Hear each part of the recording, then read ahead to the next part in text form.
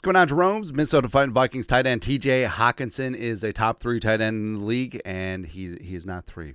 And he's also the logo, where I feel like instead of having him do the stupid Steve Jobs schedule debut, they should have just had him dress up as the logo. Da-na-na. It would have been good, man. But, of course, TJ's season was ended early last year because of Dirty Kirby Joseph. And I'm not saying that Kirby Joseph has a pattern, and I understand that Malik Neighbors sort of started it in training camp, but the training camp fight where Kirby Joseph is involved, shocker, man. Okay, it's all right. Also, speaking of Detroit, not enough is made that Detroit really aged Hockenson. Like, these two photos were taken like 400 days apart.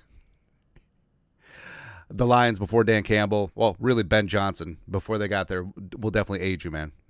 But long story longer, TJ Hockenson is going to be a major focal point of this offense for many years to come. And he's coming back from the ACL, and even though he's looked good on the side, all reports are he should be good to go. Kevin O'Connell's very bullish on him, but of course Kevin O'Connell and the team respect. They do take their time with injuries, make sure that a player is 100% before they get back onto the field, and TJ Hockenson won't be any different. And I understand the frustration, especially early. It would be nice to have him, but he'll be ready when he's ready, and it doesn't look like it will be at the start of the season.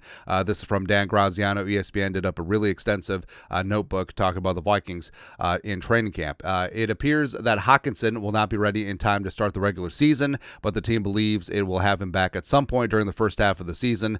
The estimates I heard in my reporting range from 3 to 7 missed games. The latter of those would keep him out until early November, be gone until November, as the Vikings have a bye week 6. Now, schedule-wise, pinpointing when he's going to come back. Now, he's currently on the PUP list. Now, if the Vikings see him missing the first month of the season, at least the first 4 weeks, it would make sense to keep him on the PUP. So he wouldn't count against the 53.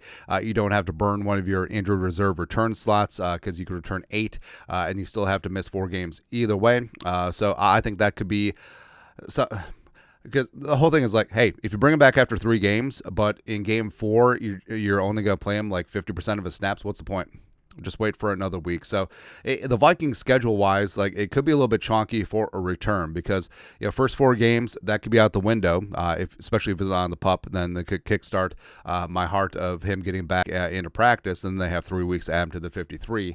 Or it's like you want his first game to be internationally in London against the Jets. Then you got the bye. I mean, the logical return date, of course, would be because NFL is not scripted at all. Week 7 against the Lions, and again, his former team, as well as a return to the scene of Dirty Kirby Joseph. No big deal.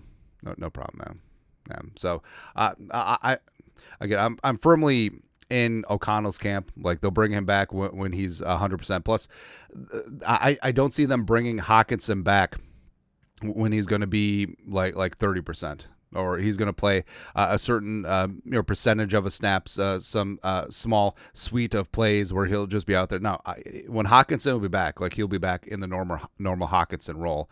And Hockenson, last year was a career season, man.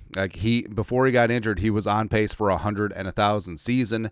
Truly one of the best tight ends in the National Football League right now. And even though Hockenson up on blocks, the Vikings do have some extremely good tight end depth.